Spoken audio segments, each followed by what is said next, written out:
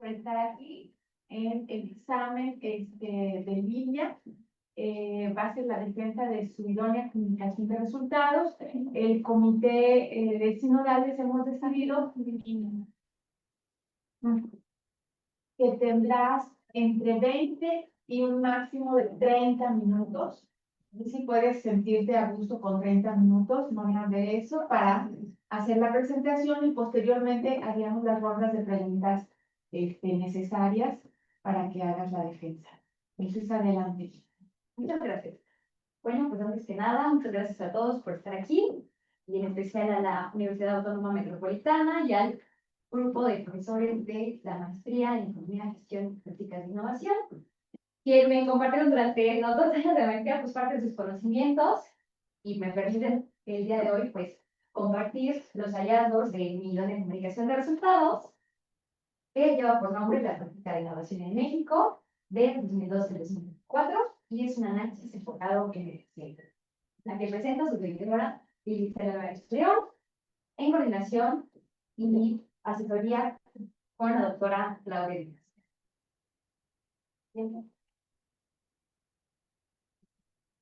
Y bueno, creo que cabe retomar brevemente qué entendemos por innovación. Entendemos por innovación a todos aquellos productos o procesos nuevos que difieren significativamente de los preexistentes.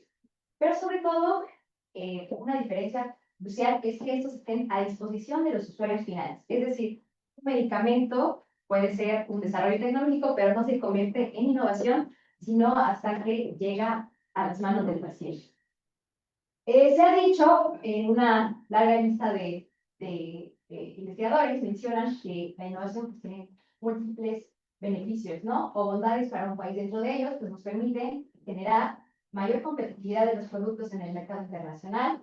Asimismo, para los países en vías de desarrollo, pues permite dar, como enfatiza la doctora Carlota Pérez, pues da incluso saltos para alcanzar a los punteros, ¿no? Hacer este proceso de catching up. También otra importancia de la innovación, pues vamos a ver el crecimiento económico. Más allá del crecimiento económico, más bien puede ser la innovación dirigida a problemas, a mitigar problemas públicos, ¿no? Como puedan ser problemas ambientales y problemas relacionados con la salud, ¿no? Por favor. No obstante, el desarrollo de la innovación en México, pues el desempeño de México en este aspecto, como podemos ver aquí en el ranking mundial de innovación, que nos provee, digamos, información sobre cómo México se ha desempeñado tanto en sus esfuerzos por incentivar la innovación como los resultados, pues vemos que ha tenido una tendencia en los últimos 2 sexenios muy estancada, ¿no? Aquí en esta línea azul podemos ver que oscila alrededor del lugar 56. Entonces tenemos países como India, que en algunos años han estado repuntando, así como el caso de China, aquí podemos ver en gris. Seguimos, por favor. Entonces, una de las debilidades que marca este índice de innovación, pues es que México tiene como debilidad las cuestiones institucionales.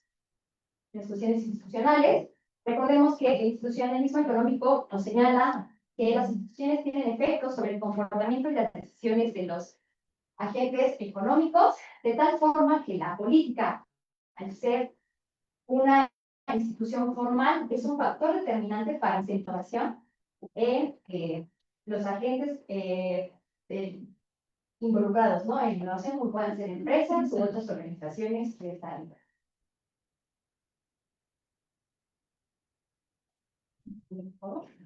Entonces, de aquí surgirá esta hipótesis, ¿no? De que el bajo desempeño de México hace pensar que existen problemas desde el diseño mismo de la política de innovación, ¿no? Desde esta primera fase donde se plantean los objetivos, los medios y los instrumentos para ejecutar la política, ¿no? Puede ser desde aquí donde tengamos esos problemas.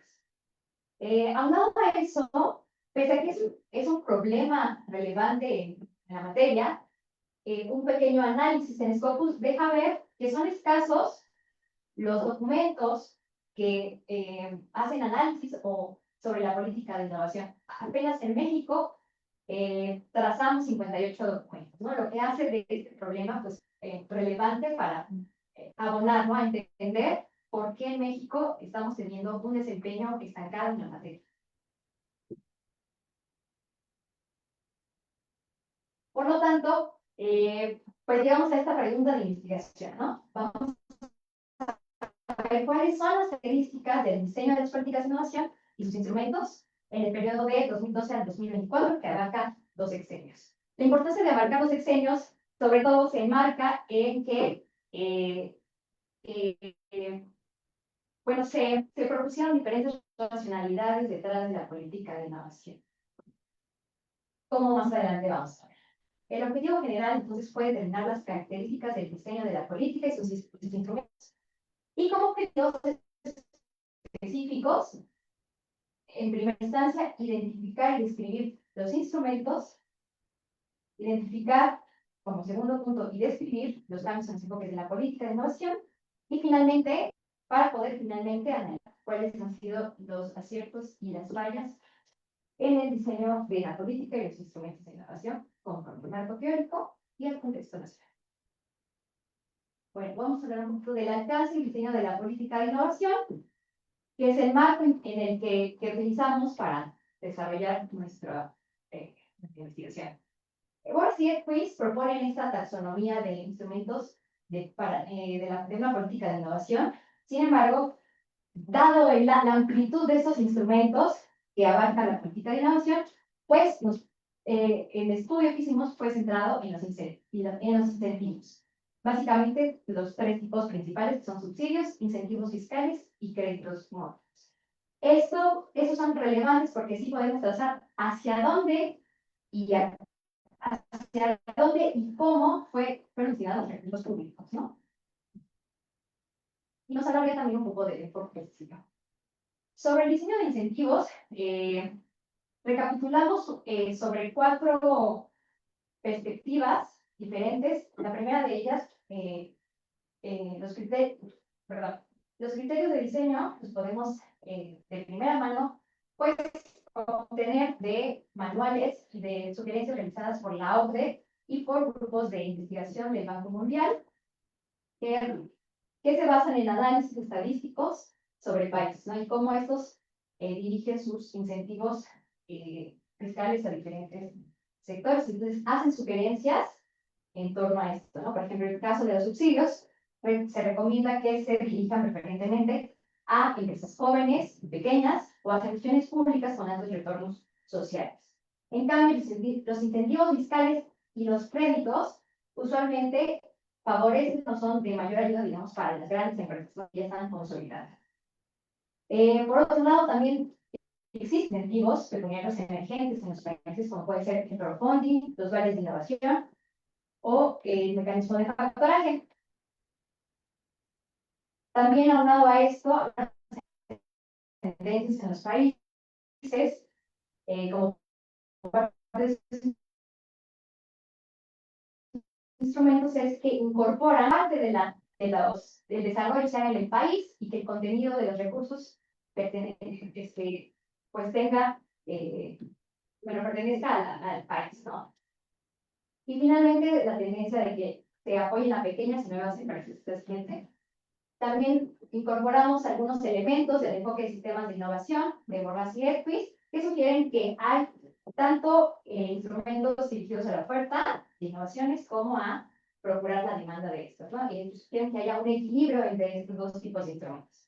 Y desde el estructuralismo, pues la idea de que es importante vincular las cadenas de producción, y esto mediante, bueno, una idea que ellos quieren es mediante la sustitución de tecnologías, ¿no? Específicas que se importan. Y otra forma, digamos, de obtener criterios para el diseño fue, pues, sí,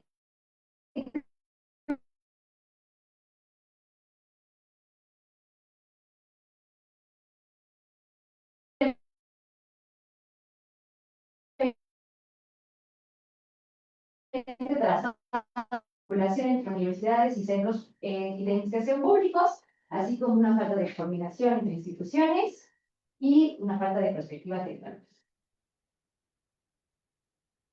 Y bueno, diferentes autores coinciden en general en que existen 7 tipos de enfoques de política. Estos son importantes porque de estos depende el tipo de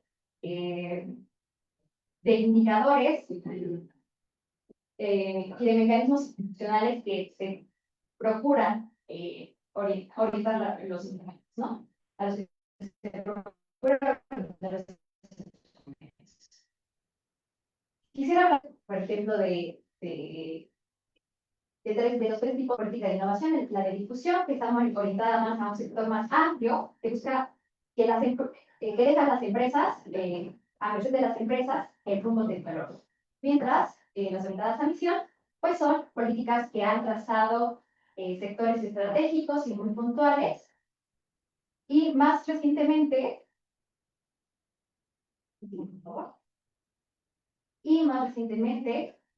una política que está en auge pues son las políticas de tipo competitivas, postcompetitivas, que lo que buscan es pues dirigir las misiones de la política hacia grandes desafíos. Con grandes desafíos nos referimos a misiones de orden socioambiental, más relacionadas, por ejemplo, con los ODS, ¿no? Aunado a esto, pues estas políticas postcompetitivas buscan que no solo participe en la triada de la triple hélice, la academia, el gobierno la academia, el gobierno, las universidades, sino también buscan la participación de los usuarios finales. Incluso se ha mencionado que se busca también ver cómo otros tipos de racionalidades diferentes a las científicas y a las tecnológicas pueden resolver estos problemas, ¿no? Siguiente, por favor. Y bueno, todos estos criterios fueron retomados para hacer un análisis documental que integró un análisis de contenido, el contenido sobre todo de materiales relacionados con las leyes de ciencia y tecnología, convocatorias y términos de referencia y comparación de los programas e instrumentos de política de innovación. Los criterios de selección fue que estos fueran incentivos pecuniarios, en cuyo objetivo o título se hablara de la promoción, fomento, incentivación de la innovación y el desarrollo tecnológico, de tal forma que, estamos hablando, se realizó un análisis de enfoque cualitativo. Se evaluó toda esta lista de criterios, como una lista de cotejo, de los diferentes instrumentos. El material utilizado en el sexenio 2012 al 2018 fue la Ley de Ciencia y Tecnología, y recordemos que para el sexenio reciente, pues, se propuso una nueva Ley General en materia de humanidades, ciencia y tecnología, así como programas especiales, el Programa Especial de Ciencia y Tecnología, el PECITI, para ambos sexenios, el Plan Nacional de Innovación, el PRODEI y el Programa Sectorial de Innovación, de Economía, perdón, así como cerca de 12 instrumentos, diferentes instancias, como CONACYT, la Secretaría de Economía y CNAFIP, asimismo, para el sexenio posterior, de cerca de 8 instrumentos. ¿Cuáles son los hallazgos relevantes en ambos sexenios?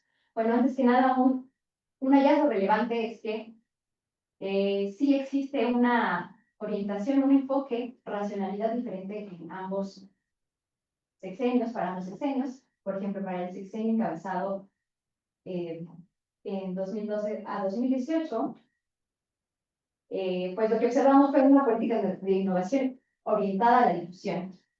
En primera instancia, porque el concepto de innovación que se manejaba en la Ley de Ciencia y Tecnología se enfoca más sobre todo a la innovación tecnológica, es decir, generar nuevos productos, diseños, procesos y servicios que añadan valor a los existentes. Lo que difiere abismalmente del concepto de innovación que se propuso en esta nueva ley. Por ejemplo, la nueva ley propone por innovación como los procesos sociales de problemas con el propósito de incluir respuestas a necesidades colectivas de interés público nacional. Es decir, aquí ya hay una orientación de los objetivos de la política de innovación en torno a problemas que son de interés público, ¿no? Y no solamente que obedecen, digamos, a intereses del sector productivo, ¿no? De las empresas. Entonces, esta es una marcada diferencia que incluso se observa, por ejemplo, en esta nueva política postcompetitiva de este sexenio pasado, en la integración de nuevos beneficiarios. En muchos de los programas se introducen a las sociedades rurales, la sociedad civil, las comunidades locales como parte de los nuevos beneficiarios, ¿no? De la misma forma, por ejemplo, muchos de los resultados que se buscaban con estos instrumentos, más allá de patentes o de artículos científicos, se buscaban procesos de incidencia social, ¿no? Así lo marcan los institutos. Mientras que en el sexenio antecesor, pues justamente sí, los beneficiarios los instrumentos fueron dirigidos a beneficiarios tradicionales, y los indicadores o resultados esperados pues eran los convencionales, ¿no? Patentes y artículos científicos. Bueno, ¿qué otros hallazgos? El panorama de estos dos sexenios evidencia una lista de experimentación política en materia de innovación y de democracia, pero también dentro de los aciertos podemos vislumbrar que hay una cartera de instrumentos pecuniarios diversos, es decir, tenemos de los tres tipos, mayormente subsidios, un estímulo fiscal, el EFI, y créditos para la innovación, otorgados por la banca pública, ¿no? En este caso, la FIN. Asimismo, muestra que se han experimentado con incentivos pecuniarios emergentes, como son los planes de innovación, y ha habido algunos intentos por establecer, por ejemplo, el crowdfunding, el factoraje y el capital ángel.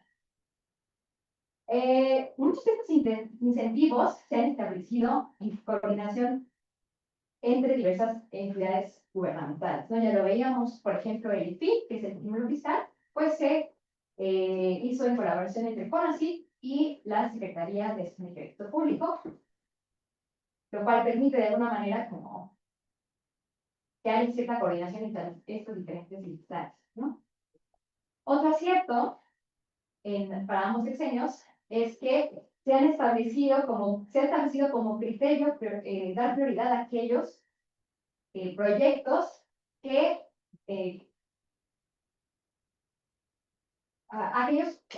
aquellos proyectos que se hagan en colaboración y financiamiento complementario entre el sector público y el sector privado. Por ejemplo, el PEI y el programa PENTA, pues ambos proponían o ponían como criterio que las empresas que fueran beneficiadas pusieran parte de sus recursos para complementar con los recursos públicos. En ambos sexenios, la mayoría de los instrumentos han sido dirigidos a MIPYMES, lo cual es prudente para un país como el de nosotros, en el que el 97% de las empresas resultan ser pequeñas y medianas empresas. No obstante, un acierto en el último sexenio fue la eliminación de grandes empresas como beneficiarias de instrumentos por subsidio. ¿Por qué? Pues porque esto podría ser susceptible de desplazar los recursos privados de las empresas grandes, representando así una fuga innecesaria de recursos públicos. Por forma, lo que hallamos es que existe un déficit de instrumentos dirigidos específicamente a la incubación de empresas innovadoras. Tan solo en el sexenio del 2012 al 2018, solamente 3 instrumentos fueron dirigidos a startups y spin-off, y ya para el sexenio de 2018 al 2024 se redujeron únicamente a 1, pues porque muchos de los fideicomisos pues fueron eliminados, ¿no? Esta es una cuestión muy interesante porque pensé que me iba a hallar algo relacionado con la sustitución de importaciones y la vinculación de las cadenas de producción, y resulta que, por ejemplo, el FORDECIT nos hablaba de una convocatoria en la que se pretendía que empresas con capacidades para producir troqueles y moldes podrían ser vinculadas con las grandes empresas automotrices, ¿no? También aquí dentro de estos proyectos para sustituir tecnología importada, pues podemos mencionar los desarrollados en el último sexenio pasado, como es la vacuna contra el COVID y los ventiladores mecánicos. En cuanto a los hallazgos sobre las actividades clave para la innovación? Pues vemos que la mayoría de los instrumentos integran, por ejemplo, dentro de sus criterios de selección, por ejemplo, que haya inserción de personal especializado como investigadores, tecnólogos y estudiantes de posgrado, así como que haya un financiamiento concurrente con los centros de investigación y universidades públicas, y finalmente también que de los resultados entregados pues sean patentes, artículos, prototipos o transferencias de tecnología. Pese a estos esfuerzos, sí se observa una falta de mecanismos e instrumentos dirigidos a incentivar el retorno de cerebros y la adquisición de talento.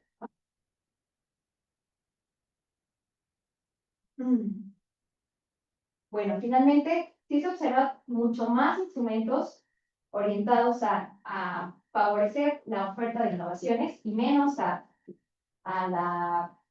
establecimiento de la incentivación de la demanda. Pese a esto, pues sí hay, de alguna forma, cada sexenio procuró que dentro de sus instrumentos se tomaran en cuenta ciertas medidas para favorecer esta demanda, ¿no? Entre estos, por ejemplo, en el sexenio 2012-2018, empezó 2012 y 2018, se partió las convocatorias partían de establecer demandas de sectores productivos. Es decir, un ejemplo, en los estados del sur-sureste, dedicados a la agricultura, se solicitaba proyectos dirigidos a mejorar la logística y distribución, por ejemplo, de los alimentos, ¿no? Por su lado, la compra pública de tecnología, en este último sexenio pasado, pues fungió como parte de los mecanismos para favorecer la demanda, ¿no? Y esta compra pública, pues, en ese sentido, pues, puede incentivar la difusión más rápida de estas tecnologías, ¿no? Porque el gobierno compra y el usuario final es finalmente el que, digamos, pues se le facilita, ¿no? Como esa compra.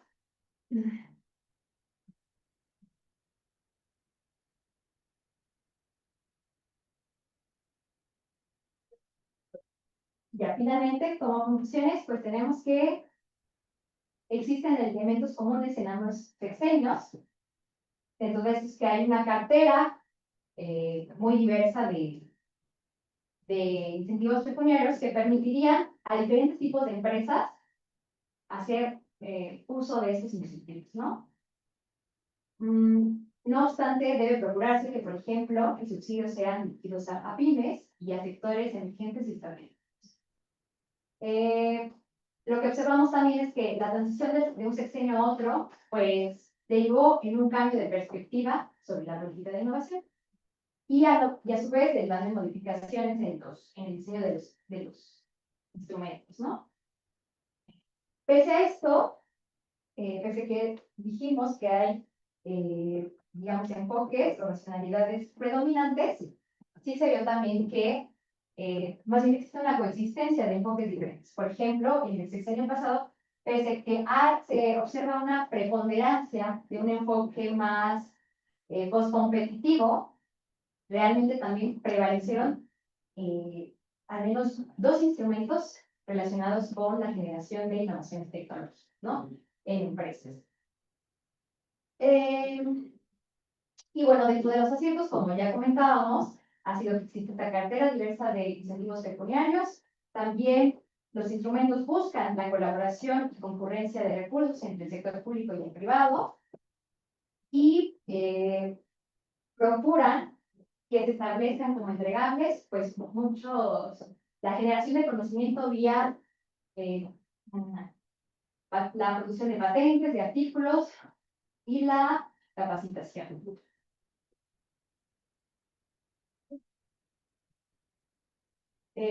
Bueno, algunas recomendaciones, digamos, derivadas de esto es que se necesitan formular instrumentos que permitan la generación de startups, priorizar mayores recursos para instrumentos de corte vertical y subsidios para pymes, sectores emergentes y con altos riesgos sociales, así como fortalecer la capacidad de perspectiva tecnológica gubernamental.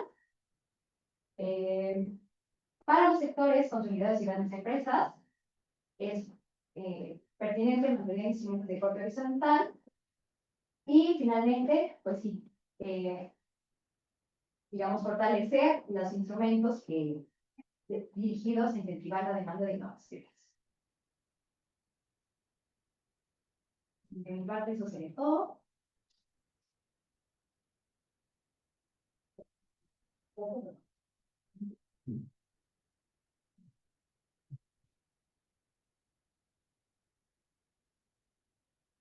Bueno, gracias, Lili. Pasaríamos enseguida a la ronda de preguntas hasta que pues, los sinodales estén satisfechos con las respuestas que tú des y se aborden bueno, los tópicos que se requieran. Empezaríamos entonces con nuestro lector externo, que es el doctor José Miguel Matera, quien agradecemos mucho que nos que su compañía en el proceso y este día. Posteriormente seguiría el doctor Marco Jasso como el director interno y finalmente haría preguntas yo. Si es necesario, hacemos una, dos o tres zonas.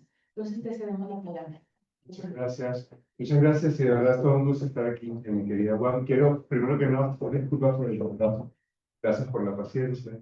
Y también muchas gracias por este enfoque que tanta falta nos hace.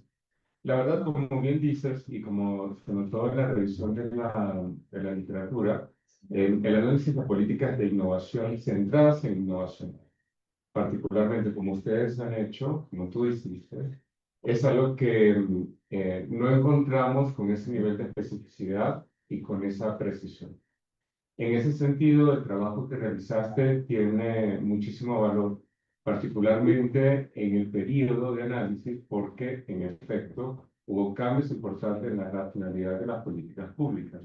Y eso ha tenido un efecto que incluso hoy nosotros podemos evidenciar en cómo se está configurando el sistema de ciencia, tecnología e innovación en el país.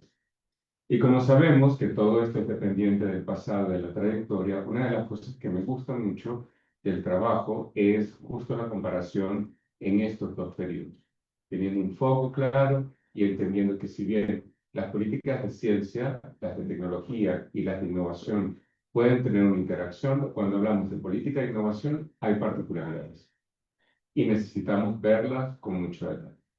Luego, la segunda cosa que rescató mucho fue el trabajo analítico que se requiere para precisar una de las fases en el ciclo de la política, porque eso tampoco es fácil. Nosotros sabemos que este ciclo está como estilizado alrededor de estas fases, pero las fases ni son lineales, ni son independientes, ni están aisladas la una de la otra, sino que tienen una interacción entre ellas.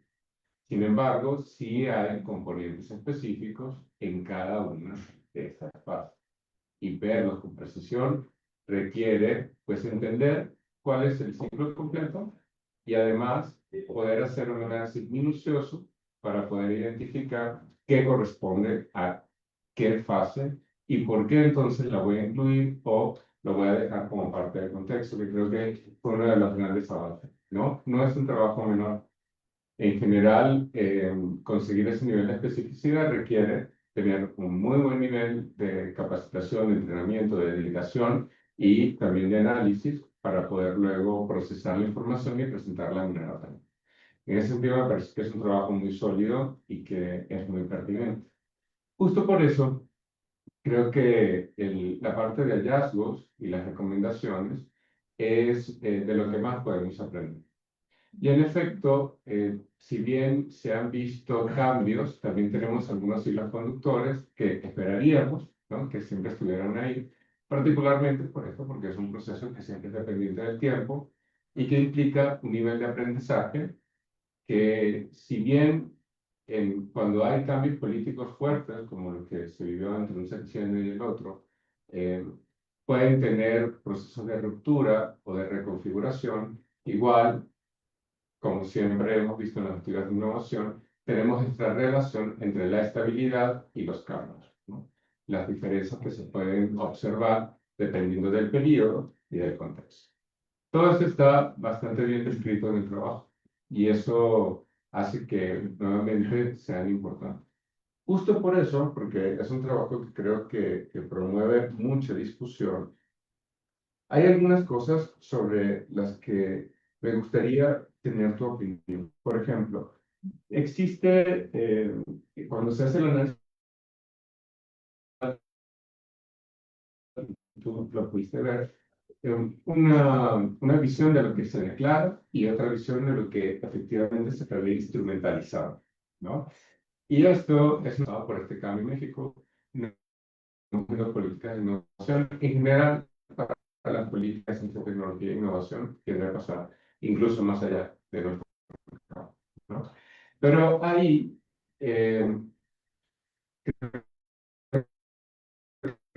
también pueden haber, por ejemplo, si yo estoy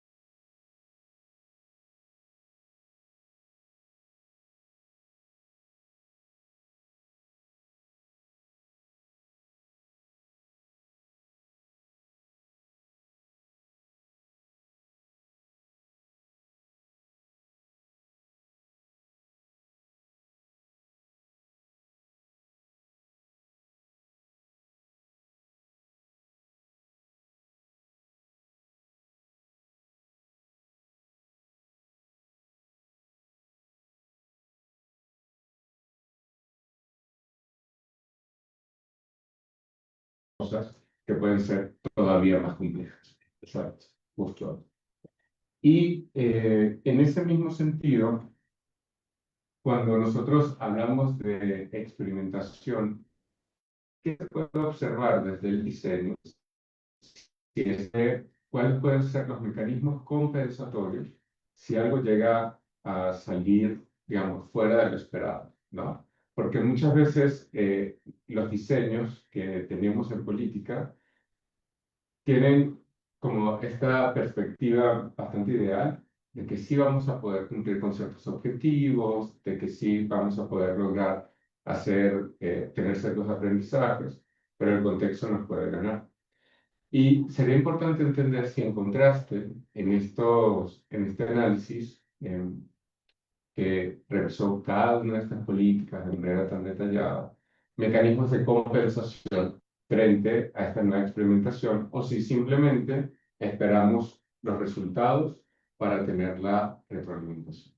Justo por esto, ¿no? Porque como las fases no son independientes, particularmente diseño y retroalimentación, no sé si pudiste identificar algo del sentido o sigue siendo una oportunidad de aprendizaje en términos de políticas de innovación para el país. Bueno, sobre los mecanismos de, o sea, ¿qué se ha aprendido, no? Pese a esta ruptura de la racionalidad, creo que sí se mantuvieron ciertos elementos, ¿no? Sobre todo con mayor énfasis en, pues, la importancia de vincular, ¿no? De vincular, como ya decía yo, pues el sector público y el privado. Ese es pues, un punto y criterio que se mantuvo, digamos, en todos los instrumentos, pese a este cambio. Y también, pues, la concurrencia de recursos, ¿no? O sea, cada vez se enfatiza más la importancia de que el sector privado, pues, también, digamos, bueno, así que el sector público complemente las capacidades del sector privado, ¿no? Entonces, eso como que se mantuvo dentro de los instrumentos pese a esta ruptura, ¿no? Y bueno, eso puedo decir como que se queda como aprendizaje que se retoman de un sexenio a otro, ¿no? Ahora, en cuanto a los mecanismos compensatorios, entendido esto como, sabemos que hubo una disminución, digamos, del presupuesto y que además tenemos, o bueno, la política buscaba justo, ¿no? Resolver estas problemáticas de mucho mayor dimensión y que involucra diferentes, digamos, pues niveles, ¿no? De incidencia. ¿Cómo yo, qué mecanismos compensatorios yo observé?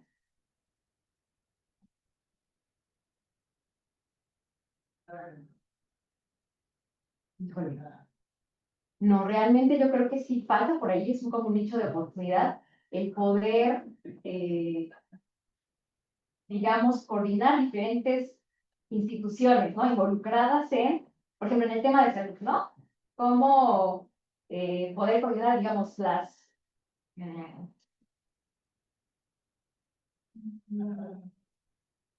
eh, pues sí, los grupos dedicados a la investigación en medicamentos con los hospitales, con los pacientes, no, o sea, no, creo que no hubo mecanismos compensatorios, ¿no? Para tal dimensión de problemas que se buscaban resolver, ¿no?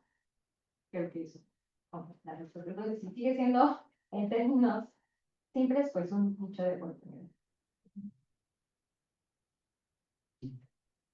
No, muchas es una respuesta que no quisiéramos tener, pero la verdad es muy favor. Bueno, otra cosa. Sí, sí.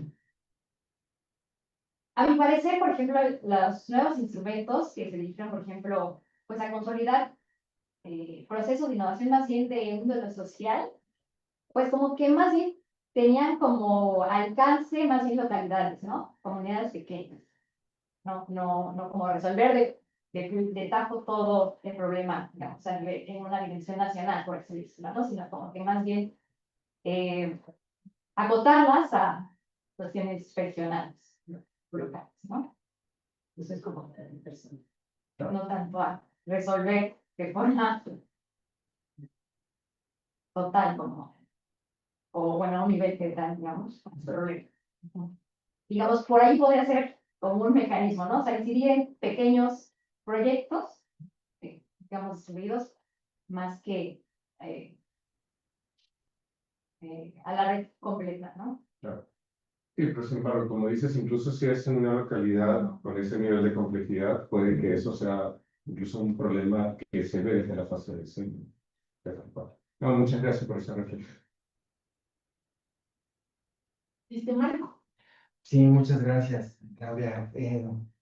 Pues gracias, Itzel, por la presentación. De entrada, pues un gusto haber leído tu trabajo, darle seguimiento. Muchísimas gracias por tu invitación y de la colega Claudia Díaz, porque estos temas nos han gustado a lo largo de varios años.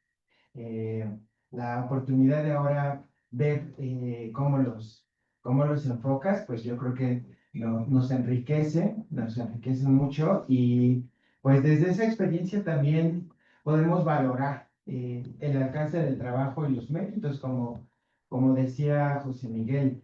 En ese sentido, de entrada quiero extenderte pues un reconocimiento y una felicitación por haber abordado un tema que suele ser árido, que no suele ser como muy atractivo para muchos investigadores porque implica la revisión de documentos muy técnicos, con un lenguaje legal, con una jerga a veces muy burocrática y que disuade y que desafortunadamente pues no deja a muchos especialistas que profundicen en el tema y por eso también luego no se encuentran y los pocos que existen están muy escondidos en las dependencias, a veces incluso se esconden porque luego no interesa mucho que la evaluación de estos programas se difunda. Así es que, pues es un aporte y una contribución importante, incluso a nivel de maestría, en donde, pues, uno de los requisitos que se suelen solicitar para una tesis de maestría es demostrar un manejo de la literatura y cómo los conceptos y las metodologías del campo son utilizadas para analizar una evidencia. Eh, Llegas incluso a hacer una documentación bastante útil de los distintos programas y algunos instrumentos en ambos sexenios, y esa comparación yo creo que es valiosa para no solo nuevos estudiantes, sino otros investigadores. Entonces, hay algo de contribución eh, allí también. El haber enfocado el trabajo en el componente de la institucionalidad formal y el diseño, ¿no? Y la revisión de leyes y programas me pareció muy pertinente y que le dio viabilidad a nivel de maestría. No hay mucho tiempo para hacer demasiada investigación de campo o irte a las entrañas del sistema, entonces si había que lograr un producto en el menor tiempo posible, yo creo que fue una buena decisión y además importante para nuestro país, que no es como muy afecto a a, tomar o ponernos sobre la mesa de trabajo las leyes y los programas. Toda esta institucionalidad formal suele ser, me parece, en nuestro país un poquito desdeñada, porque la institucionalidad informal con relación a lo que se va a hacer en materia de programas y políticas, la operación, el seguimiento, suelen tener muchas inercias informales. Entonces, como puedes sospechar, una cosa es lo que a veces se plasma en el papel y otra cosa es la manera en la que se ejecuta. De tal manera que volver a poner en la mesa del análisis los compromisos de diseño y las lógicas de los marcos teóricos que la sustentan, es algo que nos ayuda a madurar como sistema. Eh, no es fácil y tú lo hiciste por allí, y entonces creo que es eh, un avance importante. Observo que en el armado del marco teórico y conceptual haces un buen uso de autoridades en la materia, las formas de categorizar y ordenar los distintos tipos de políticas, me parece que es solvente a nivel de maestría, entonces coincido con que el trabajo va ofreciendo una base teórica conceptual con la que te sientes cómoda, lo vimos prácticamente la mitad de tu exposición, fue un poquito una revisión del marco teórico, entonces allí vas también como demostrando cierta solvencia importante a nivel de la maestría.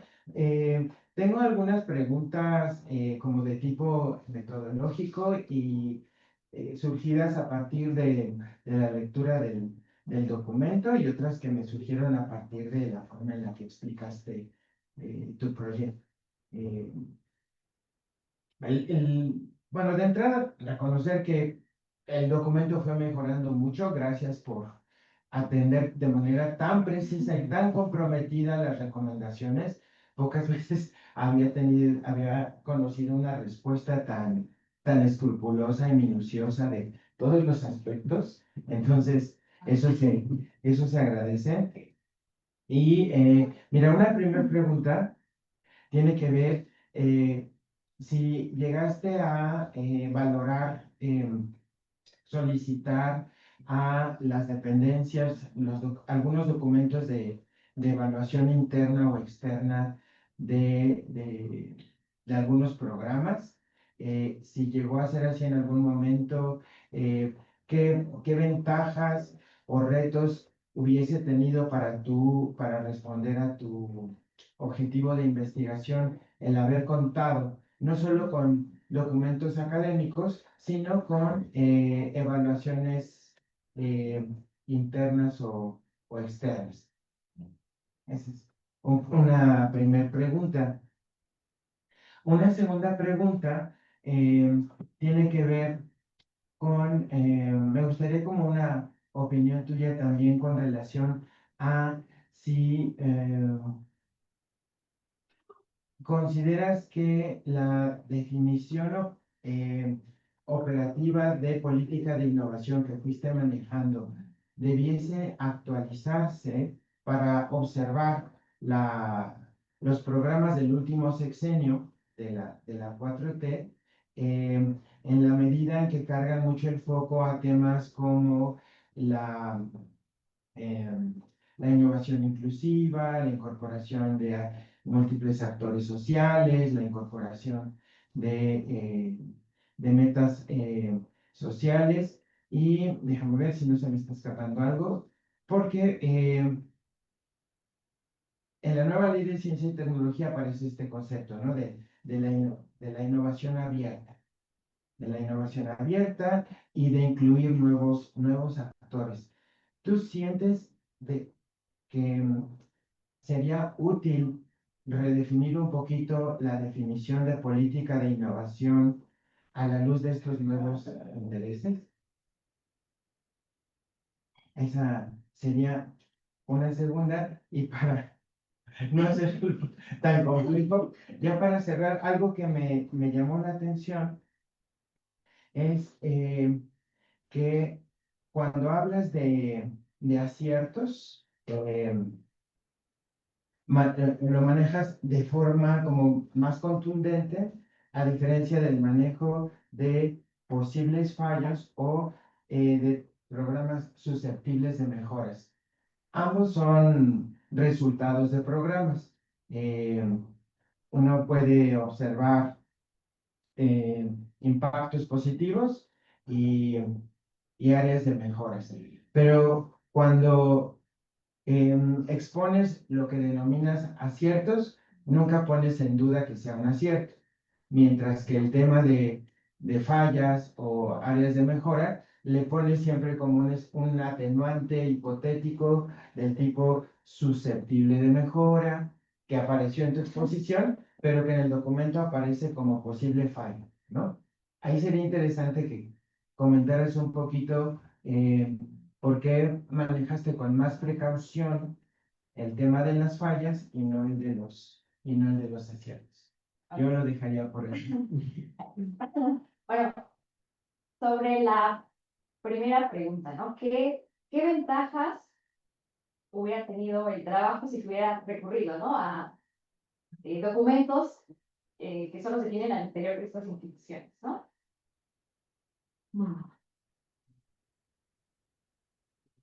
Bueno, yo creo que hubiera sido mucho más enriquecedor como primer punto, ¿no? Porque nos dejaría ver qué tanto de lo que se propone en las cláusulas de los instrumentos, o de las convocatorias, y qué tanto esos criterios, pues, realmente se cumplen o más bien quedan a merced de los evaluadores, ¿no? Sobre todo eso, porque a mí me parece que si bien hay criterios de priorización, pues al final sí queda muy a discrecionalidad, pues, del mismo evaluador, ¿no? Entonces, creo que es importante en este tipo de convocatorias y programas, pues que las personas que tomen las decisiones sobre a qué empresas se van a apoyar, pues tengan una capacitación, ¿no? O ciertas, sí, ciertas capacidades para poder discernir, ¿no? Cuáles son más susceptibles de tener de obtener, pues los productos, ¿no? Al final, eh, o sea, cuáles son capaces de realizar las innovaciones, ¿no? Y llevarlas a cabo. Ese es un punto. Entonces, más, creo que estos documentos nos dejarían ver, por ejemplo, en ese sentido, pues, quiénes están evaluando y pues, qué antecedentes tienen, ¿no? Para poder decirse que son las personas propicias para Y evaluar. a la luz de tu pregunta de investigación y objetivo, ¿le hubiese aportado algo?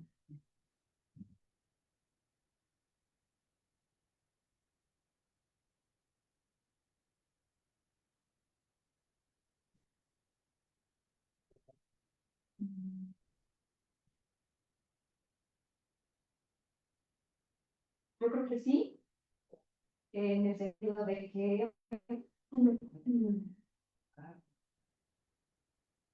bueno, los elementos que al menos yo consulté creo que dan suficiente pauta para ver características, ¿no? Ya un análisis mucho más profundo, pues quizás sí, el que diría. Como ese tipo de cosas que comento, ¿no? Saber si en verdad los laboratorios tienen estas capacidades y proyectos, pues, ¿no? Que sería un punto que enriquecería. No obstante, creo que fueron como suficientes para discernir las características, ¿no? De acuerdo. La pregunta 2 es sobre... A ver, ¿perdón? Si pudieses, si en tu opinión, la definición que venías manejando, citando autores del 2017 sobre política de innovación, para el caso de México, pudiese como replantearse a la luz de objetivos de carácter más social y de innovación abierta.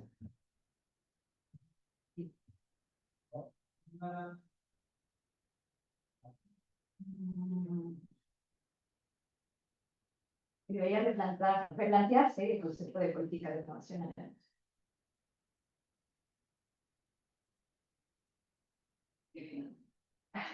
Bueno, he de decir que tuve, de hecho, de repente hay digamos, conflicto conceptual, porque justamente, ¿no? Yo, a ver, se ve creo que en mi trabajo al inicio, que yo tengo más una tendencia a priorizar las innovaciones tecnológicas, ¿no? Claro, también, pues por mis antecedentes, background y demás, y yo creo que son importantes, ¿no? Entonces, cuando me topo con este cambio en el sexenio, pues digo, bueno, se incluyen las innovaciones sociales, ¿no? Pero no sé, o sea, creo que todavía es un concepto algo nebuloso. De hecho, hay como autores, ¿no? Que mencionan que todavía falta como acotar bien a qué nos referimos con innovaciones sociales. En una de esas, sí, estamos hablando de procesos que tienen podrían tener otro nombre, ¿no? Otro título. Pero creo que utilizando en el sentido amplio de innovación, es posible como integrar, ¿no? La innovación social entendida como nuevos procesos de gestión o de coordinación entre personas, ¿no? Sí. Entonces, hmm, creo que más que, pues yo lo dejaría hasta el momento más bien como pues bueno, solo como entender la innovación en el sentido amplio, ¿no? En el sentido amplio. Como de combinación de instrumentos que al final planteas distintas definiciones de política de innovación y una de las últimas como que los engloba como una combinación de instrumentos. Y luego, lo de... Por ahí va Ajá, sí, sí, sí. En la última tenía que ver con por qué manejar de forma tan escéptica la parte de las fallas y tan asertiva o contundente los aciertos. Mm,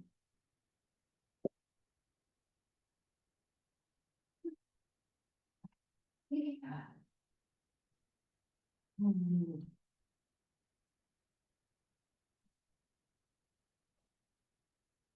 Bueno, sobre todo porque usualmente creo yo que, bueno, al menos la literatura que he leído, pues, o al menos esa impresión me deja, ¿no? También incluso en clases, el hecho de que como que se dicen muchas fallas, muchas fallas, muchas fallas, ¿no? Y entonces yo digo, pero bueno, o sea, sí hay tantas fallas, pero vamos a ver qué está bien hecho, ¿no? ¿Qué aciertos hay en la política de innovación? Y siento que también, pues eso es bastante importante, ¿no? Porque, bueno, hay cosas que se están haciendo bien, ¿no? Pero, pues, hay cosas muy puntuales que quizás también modificar. Entonces, eso es un primer punto, ¿no? O sea, no sé si yo fui bombardeada con muchas ideas de que todo es falla, entonces digo, bueno, pero entonces debe haber algún proceso de aprendizaje, al menos en política, ¿por qué no reconocer que hay sus aciertos, ¿no? Y la atenuación de las fallas, no lo había hecho consciente, pero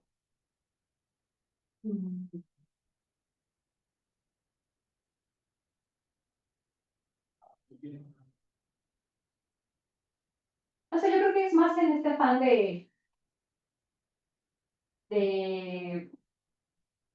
digamos, pues resaltar, ¿no? ¿Qué es lo que se ha hecho bien? Frente a toda la vorágine de comentarios e ideas que se dicen todo en política de innovación en España. Eh,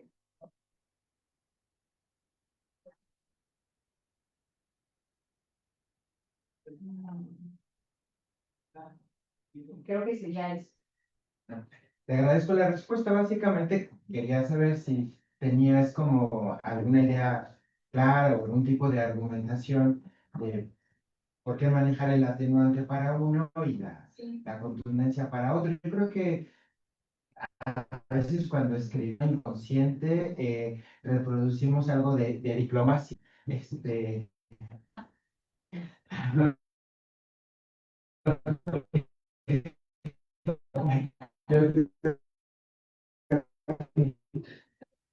cualquier gente pudiese sentirse algunas susceptibilidades. O sea, yo la polémica, pero quería ver si tenías como alguna, por un lado, como alguna, si algún conflicto de interés, no sabemos. Este, y también para ver si en tu explicación me quedaba un poco más claro, porque en el documento se llamaba, lo denominaste posibles fallas, y lo de fallas me parece pues muy apropiado, porque la literatura cuando evalúa estos resultados denomina fallas a cierto distanciamiento de un modelo de cómo deberían hacerse las cosas, ¿no? Entonces, hay un modelo como normativo prescriptivo y cuando no hay cierto distanciamiento, dice aquí hay una falla y ya el término falla no apareció en tu exposición, sino se atenuó y se, aún más, y se manejó más diplomático aún como susceptible de mejora, que esto todavía más diplomático. Pero pues te agradezco muchísimo las explicaciones. En mi opinión, si te doy mi opinión a los temas que te preguntaba, yo siento que para cumplir con tu pregunta de investigación y tus objetivos, no hacía falta esta revisión de evaluaciones internas porque creo que hiciste una buena caracterización y comparación. Eh, yo creo que en términos del manejo que hiciste de tus definiciones de política de innovación te permitieron como hacer el análisis de resultados. Esa segunda pregunta sobre si hacía falta redefinir política de innovación cuando le introduces el tema del componente social, nuevos actores, la innovación abierta, era un poquito como para reflexionar si esas definiciones están orientadas a la competitividad o eh, en tu opinión seguían siendo vigentes y quería escuchar un poquito tu opinión al respecto, pero yo creo que me has ofrecido unas respuestas lo más claras que pudiste y me siento satisfecho con la manera que contestaste. Muchísimas gracias, Lenny. Bueno, es su turno. Yo tengo también varias preguntas y quizás bueno te haré una por una. La primera que la planteas en el texto, me gustaría conocer me hubiera gustado que lo dijeras y te la pregunto ahora, que justifiques por qué solamente decides quedarte con los instrumentos pecuniarios y dejar de lado los instrumentos regulativos y los instrumentos blandos en el análisis del diseño, cuando muchos de los instrumentos que revisaste tienen componentes de los otros. O sea, es difícil separarlos, ¿no? Entonces, un poco conocer tu opinión, ¿qué nos puedes decir de manera sintética al respecto?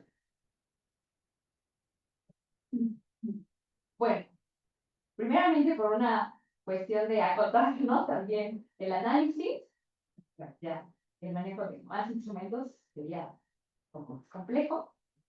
¿De verdad? Ese es el primer punto, ¿no? Cuestiones prácticas. Dos, creo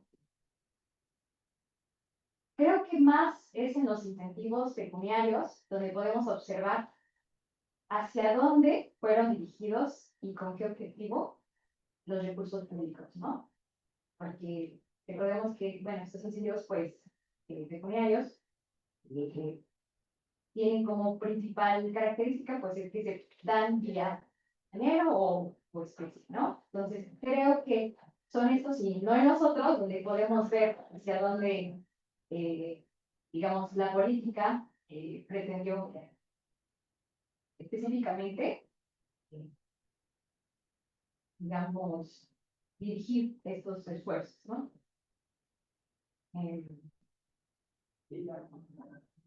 Creo que eso sería la respuesta. Sí, gracias, Willy. Una segunda pregunta que tengo y es retomo algo que planteó el doctor José Miguel Landera y que tú también planteaste. Pero si uno de los aprendizajes que se observan a lo largo del análisis de las políticas en 2 sexenios es que se mantiene la participación del sector privado, incentivar que aporte recursos económicos y que se colabore a pesar o en el contexto de políticas postcompetitivas, en donde el sector privado o la competitividad del sector privado pasa a un segundo lugar, ¿cuál es el balance que hacemos de los incentivos en sí mismos? Porque pareciera una contradicción incluso, o sea, una contradicción en el diseño, cómo el gobierno mantiene, o sea, quiere mantener la colaboración público-privada, pero ya no hay incentivos para el sector privado, pecuniarios, y además quiere que las innovaciones se den en el ámbito social. O sea, a mí me parece flagrantemente una contradicción en el diseño. ¿Cuáles son los incentivos para que se mantenga esa colaboración en el sexenio del 2018 al 2024? Y si efectivamente ocurrió. Entiendo que tú no analizaste el impacto, pero bueno, viste los términos de referencia, las convocatorias, etcétera. Entonces, porque tenemos componentes como disonantes, ¿no? Sí, queremos que el sector, y eso lo vemos en la ley y lo vemos incluso en la política actual. Queremos que la participación del sector privado se incremente, pero la teoría clásica nos dice, bueno, pero no se va a incrementar si no hay incentivos de por medio, ¿no? Y además, no solamente no hay incentivos, sino que ya la competitividad y la innovación tecnológica pasa a un segundo plano. Entonces ahí, ¿cómo explicamos este embrollo de contradicciones en el mismo diseño de la política? ¿Qué explicación darías para ello?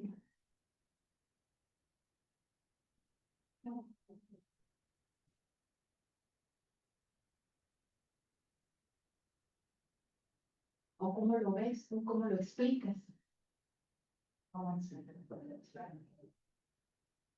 Sí, creo que el gobierno, digamos, de la 4T venía con una idea de justo, ¿no? Relacionada más con innovación social. No sé si de alguna forma, porque bueno, solo se quedan pocos instrumentos para la innovación tecnológica, que podría ser el programa PENTA, y en ese trata de integrar, ¿no? Como que también la participación, digamos, de los usuarios finales, al menos desde el diseño, ¿no? Que logra integrar, como que retoma elementos de la nueva política postcompetitiva aplicada a los instrumentos más dirigidos a la innovación tecnológica, ¿no? ¿Cómo explicar este embrollo? ¿No?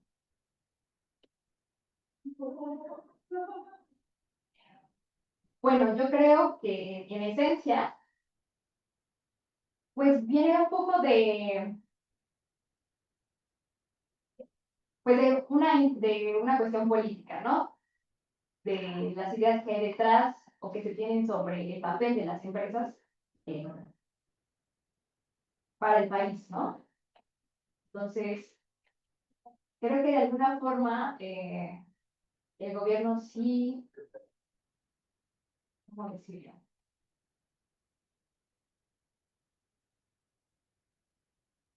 Creo que ve en algunos empresarios como enemigos, ¿no? Y en algunos casos, pues, que puede ser que se aplique, ¿no? Pero también hay empresarios muy loables y que dentro de ellos, muchos de estos hacen investigación y desarrollo tecnológico, pudiera decir. Entonces, creo que más bien, pues parte de esa de un poco difuminar el papel que tienen las empresas como parte del desarrollo del país. Un poco, no sé, bueno, se ha desdibujado, sobre todo también porque quizás ciertas malas experiencias en sexenios, ¿no? Con algunas empresas. Por ejemplo, podría decir que dentro de la convocatoria del PEI, del Programa de Estímulos a la Innovación, el actual gobierno hizo pues, un análisis, ¿no? Y dentro de estos, pues, sí se ven algunos casos en los que se apoyan a empresas transnacionales, ¿no? Por ejemplo, a que es coreana, que se dedica, bueno, una empresa coreana, no recuerdo ahorita el nombre, que es como competencia de la Nacional Mave. Tú dices, bueno, ahí hay una contradicción, ¿no? Porque, pues, quieres beneficiar más bien a tus empresas, ¿no? No a las transnacionales que de por sí ya tienen su capital, ¿no? Y por otro lado, algunos proyectos, pues, que dejan en duda si en verdad quien evaluó o quien decidió otorgar el apoyo, pues tenía menos noción de innovación o del impacto que tendría, ¿no? Porque, bueno, o sea, se habla de, por ejemplo, ¿no? El apoyo a la empresa. Y sí, si lo vieras convocatoria en los resultados, proyectos pues, realmente que no abonan al desarrollo tecnológico, ¿no? Como la elaboración de una pizza, ¿no? Entonces, bueno, en resumen, pues creo que eso, ¿no? Sobre todo, creo que se difumina o se ha difuminado, o al menos el papel que tienen las empresas un poco para también el desarrollo socioeconómico del país, ¿no? Eso es lo principal, ¿no? La raíz de la contradicción. Que eso, digamos, dejó o contribuyó a que se pasara en segundo plano pues, a las innovaciones tecnológicas. Creo que ese es el punto. Gracias. Bueno, abusando una última preguntita, antes de ceder la palabra a mis colegas, y es una opinión general también. Tú haces un análisis detallado de los instrumentos, de los programas, etcétera, de esos dos sexenios. Pero yo quisiera saber tu opinión también, bueno, un poco terminar la reflexión de la anterior pregunta.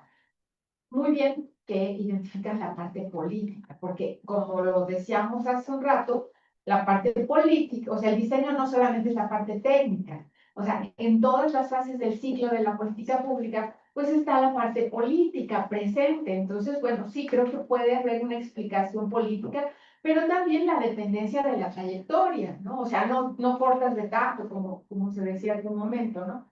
Pero bueno, respecto a esa, ¿cómo entenderías tú?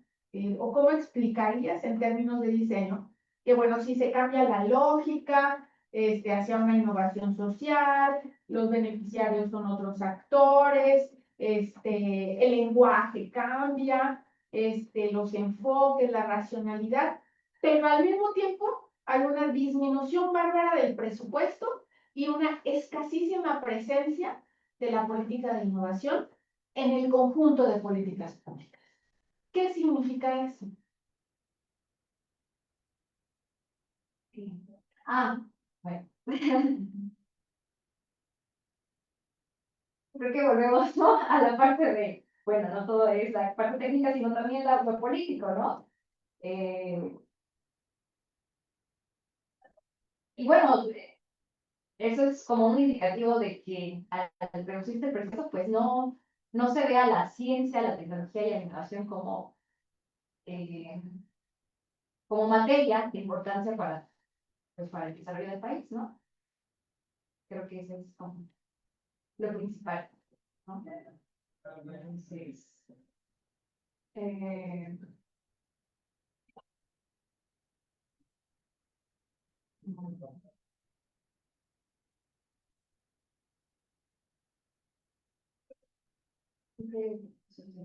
Muy bien, gracias. José Miguel, no sé si tenías No, algo. no hay ninguna pregunta. Gracias mucho la discusión, ha estado muy interesante. Yo creo que ahorita, como que las preguntas que salieron, como que nos dejan pensando varias líneas para reflexionar con estudios un poco más profundos. No estaba tan sencillo tener como respuestas tan puntuales o tan rápidas. Te agradecemos, ¿no? El esfuerzo que hiciste para irla respondiendo y pues te agradecemos. Yo creo que con eso me quedo. Bueno, entonces, Lili y estimada audiencia, les pediríamos, si nos dan la oportunidad de deliberar con un jurado en unos momentos y esperarnos allá afuera, y les llamamos en unos momentos también. Muchas gracias.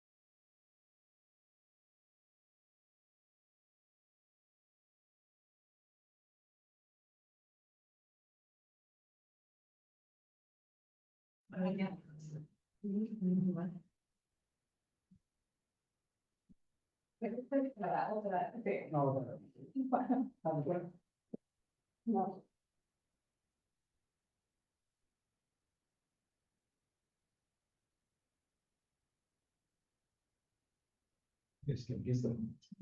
Pues muy bien, muchas gracias por este tiempo de espera. Le estuvimos platicando un poco, reflexionando y con base en eso, pues vamos a proseguir con el acto. Les invitaría a que nos pongamos de pie para solemnidad del momento para dar lectura a esta acta de examen de grado. En la Ciudad de México se presentaron a las 10 horas del día 10 del mes de diciembre del año 2025 en la unidad Xochimilco de la Universidad Autónoma Metropolitana los suscritos miembros del jurado. Doctora Claudia del Carmen Díaz Pérez, doctor José Miguel Natera Marín, doctor Marco Aurelio Castro Sánchez. Bajo la presidencia de la primera y en carácter de secretario, el último, se reunieron para proceder al examen de grado, cuya denominación aparece al margen para la obtención del grado de Maestra en Economía, Gestión y Políticas de Innovación, de Lilia Itzel Álvarez León. Y de acuerdo con el artículo 78, fracción tercera, del Reglamento de Estudios Superiores de la Universidad Autónoma Metropolitana, los miembros del jurado resolvieron aprobar. Acto continuo, la presidenta del jurado comunicó a la interesada el resultado de la evaluación y en caso aprobatorio le fue tomada la protesta. Por favor. La Universidad Autónoma Metropolitana, a través de la División de Ciencias Sociales y Humanidades de la Unidad Xochimilco, con fundamento en la determinación del honorable jurado que le ha evaluado, reconoce a usted públicamente la capacidad académica para obtener el grado de Maestra en Economía, Gestión y Políticas de la Innovación. Este acto significa una etapa más de su desarrollo profesional y la compromete en el ejercicio de su profesión, bienestar social de la investigación y la docencia.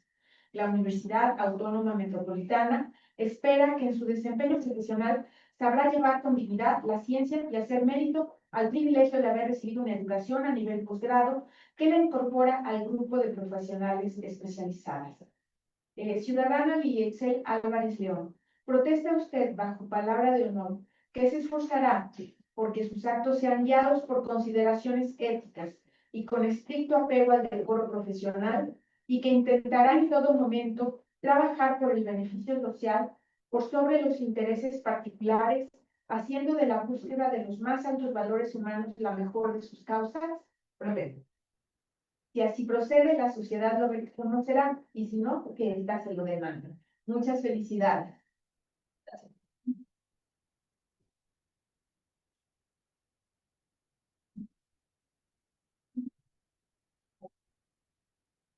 Felicidades. Bien. Felicidades.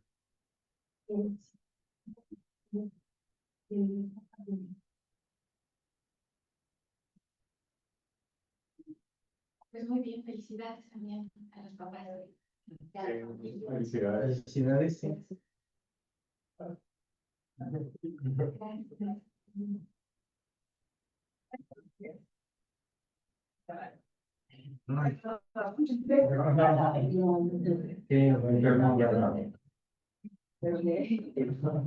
Sí. Mucha emoción, ¿no? ¿Cómo te sientes?